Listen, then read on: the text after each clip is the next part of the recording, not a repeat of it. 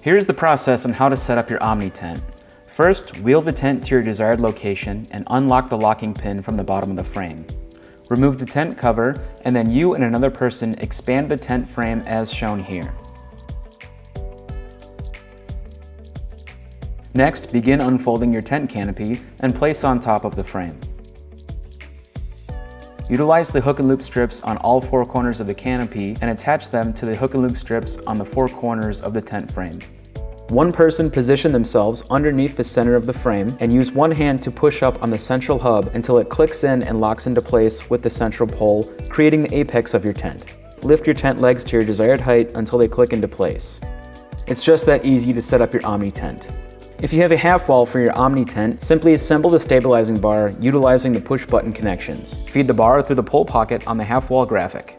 And then the stabilizing bar simply hooks onto the tent leg as shown here. And then finally, utilize the hook and loop strips on your half wall graphic to the legs of your tent. And it's just that simple to set up your Omni tent half wall.